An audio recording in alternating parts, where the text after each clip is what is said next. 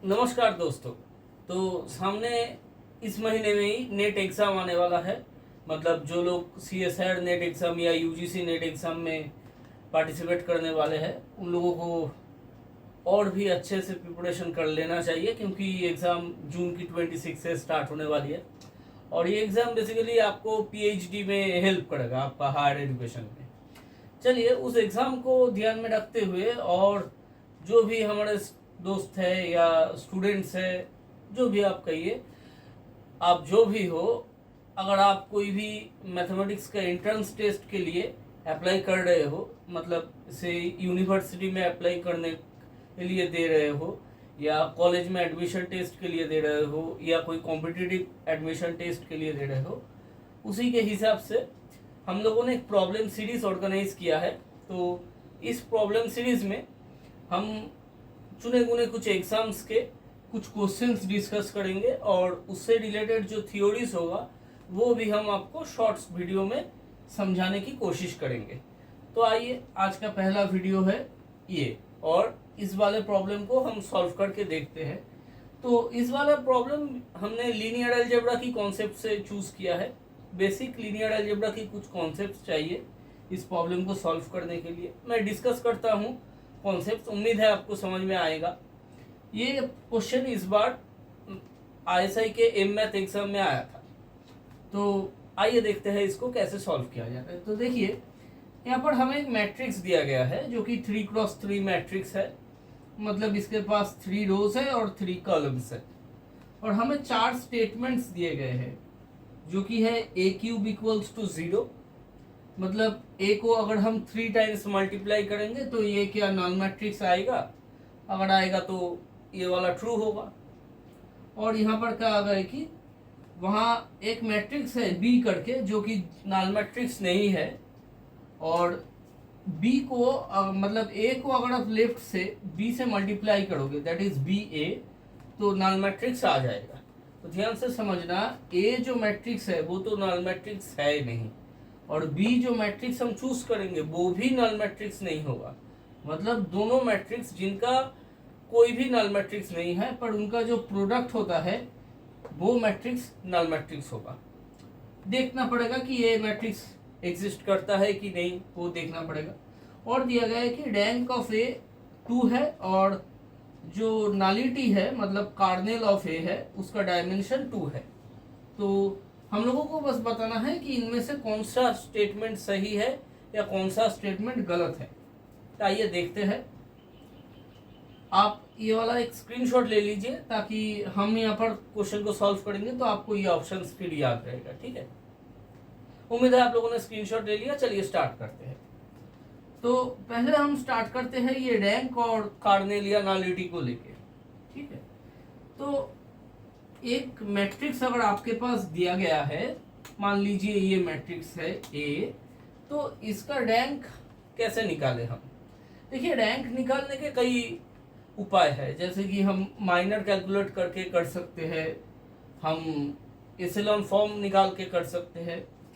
पर rank simply चाहता क्या है, रैंक ऑफ ए मैट्रिक्स, मतलब अगर कोई A एक मैट्रिक्स है तो रैंक ऑफ A ये सिंपली क्या चाहता है, ये सिंपली मांगता है maximum number of linearly independent, that is LI, linearly independent rows और कॉलम्स।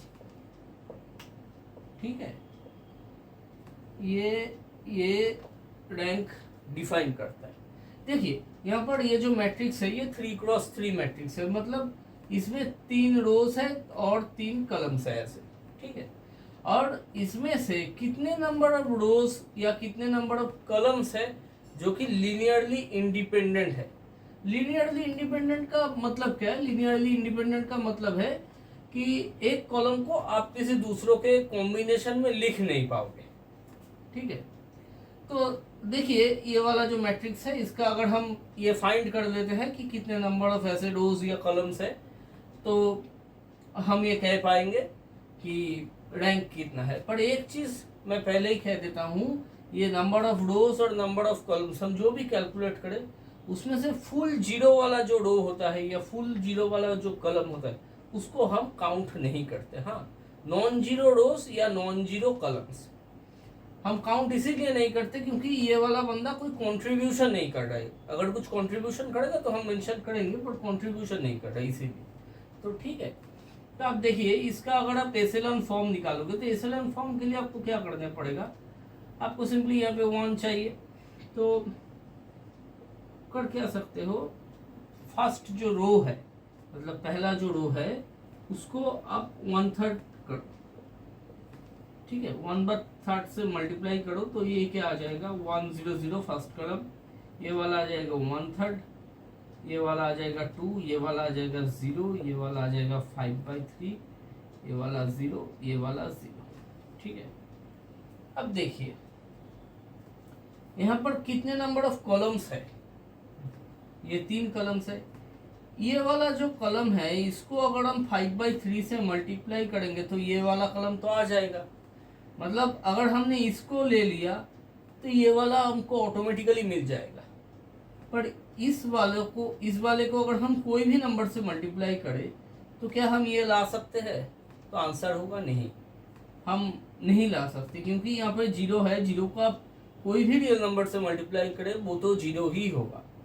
और हाँ, एक बात बता दूं दोस्तों, हम 2 ऐड कर नहीं पाएंगे, इसीलिए हमको मल्टीप्लिकेशन से ही करना पड़ेगा, तो इससे ये वाला कलम आएगा नहीं।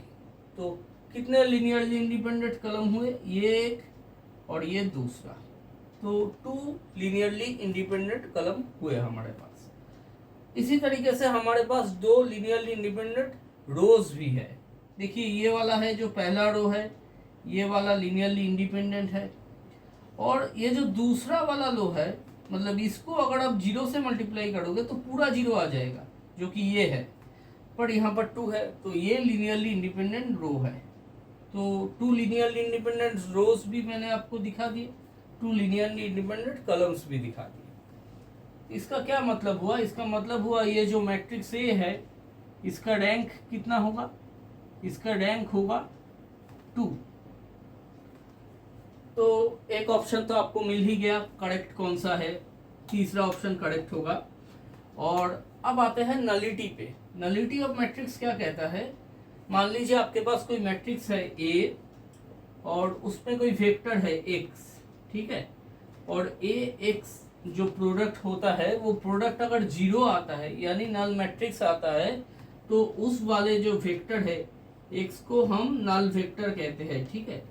और नल वेक्टर यानी कि नलिटी सिंपली, और इस सब को हम कहते हैं, इन ये जो एक्स वेक्टर होता है इनको हम कहते हैं कार्नेल, इन वेक्टर्स का जो कलेक्शन होता है उसको हम कार्नेल कहते हैं। कार्नेल सिंपली क्या करता है, कार्नेल सिंपली ये जो वेक्टर्स है इन सारे वेक्टर्स को लेके ये 0 पे मैप कर देता है, इसीलिए। तो ऐसे कितने वेक्टर्स पे, तो हमारे पास एक अच्छा थ्योरम था जो कि था rank nullity theorem. Rank nullity theorem हमको क्या बताता था कि मान लीजिए आपके पास कोई मैट्रिक्स है जो कि स्क्वायर मैट्रिक्स है n क्रॉस n, तो उसका अगर रैंक r हुआ और नलिटी अगर n हुआ तो उसका जो डायमेंशन होगा मतलब n क्रॉस n या जो भी हो तो डायमेंशन से इक्वल होगा। इस केस में डायमेंशन क्या है, 3 है। तो देखिए रैंक तो हमको मिल गया है, वो कितना है 2, तो 2 + n क्या होता है 3। इसका साफ साफ मतलब हुआ नलिटी क्या है 1, मतलब एक ही ऐसा रो ऐसा कलम है जो कंप्लीटली 0 पे मैप करता है 0, देखिए ये वाला, इसीलिए यही नलिटी है, ठीक है। तो जो लास्ट ऑप्शन था मतलब dimension of kernel of A equals to 2, वो तो सही होगा नहीं, तो ये वाला करेक्ट ऑप्शन होगा। अब आते हैं पहले वाले जो 2 ऑप्शंस थे, तो देखिए पहला वाला ऑप्शन क्या था, a³ इक्वल्स टू 0, वो तो आप लोग पता लगा ही लोगे। मैं आपको एक मैट्रिक्स दिखाता हूँ जो दूसरा वाला ऑप्शन सेटिस्फाई करेगा। दूसरा वाला ऑप्शन क्या था, हमें एक मैट्रिक्स निकालनी है B, जो मैट्रिक्स को जो 3x3 मैट्रिक्स होगा और जिससे अगर आप a को मल्टीप्लाई करोगे तो क्या आएगा 0 आएगा, पर ये दोनों ही नॉन जीरो होना चाहिए। तो मान लीजिए कि बी ऐसा मैट्रिक्स है जिसमें हर जगह ही बस 0 ही है, लास्ट में ये वाला प्लेस पे 2 है, या कोई और भी नंबर है, कोई इंटीजर है या कोई फ्रैक्शन है, मतलब जो भी नंबर है वो नॉन जीरो है। तो क्या हुआ, बी तो नल मैट्रिक्स हुआ नहीं। और अगर आप बी से ए को मल्टीप्लाई करोगे, मतलब बी ए ये वाला कैलकुलेट करोगे, तो देखो कैलकुलेट करने से क्या आता है, ये 315, ये 020, ये 000, और अगर आप मल्टीप्लाई करोगे तो क्या आएगा, ये 000, 000, 000, 000, 000। इसी तरीके से आप पूरा देखोगे तो पूरा के पूरा ही 0 ही आएगा, जो कि नल मैट्रिक्स है। तो जो हमारा कंडीशन था कि एक मैट्रिक्स होगा बी जो रियल मैट्रिक्स होगा, देखिए हमने रियल मैट्रिक्स यूज किया है, और जो नॉन जीरो होगा मतलब नल मैट्रिक्स नहीं होगा, तो ये नल मैट्रिक्स तो है नहीं। और इसको अगर आप लेफ्ट से मल्टीप्लाई करोगे, ए के लेफ्ट से, तो बी ए कैलकुलेट करेंगे, अगर कैलकुलेट करोगे तो 0 आएगा। तो मैंने एक मैट्रिक्स दिखा दिया आप लोगों को बी। अब हाँ, यहाँ पे आप मान लीजिए कि 2 आपको पसंद नहीं आया, तो आप यहाँ पे ए बिठा दीजिए, जहाँ पर हम क्या कह सकते हैं कि ए रियल नंबर पे बिलोंग करता है, पर हाँ ए 0 नहीं है, ए कोई नॉन जीरो रियल नंबर है। तो कितने ऑप्शंस करेक्ट हुए, जो दूसरा ऑप्शन था वो करेक्ट हुआ, और ये तीसरा ऑप्शन था ये करेक्ट हुआ। सो आंसर क्या हुआ, option B and C are correct, यानी कि जो statements option B and C में दिए गए थे वो करेक्ट है। उम्मीद है आज का वीडियो आपको समझ में आया गया होगा। जो कॉन्सेप्ट्स के वीडियो चाहते हैं, वो डिटेल्स में अगर कॉन्सेप्ट के वीडियो चाहते हैं आप लोग कोई टॉपिक पे, तो आप कमेंट में बता सकते हैं। हम कोशिश करेंगे हर रोज़ आपको एक नया प्रॉब्लम दिखाने की, जो आपको प्रिपरेशन में थोड़ा हेल्प करेगा, नेट की या कोई भी एमएससी के प्रिपरेशन के लिए। धन्यवाद।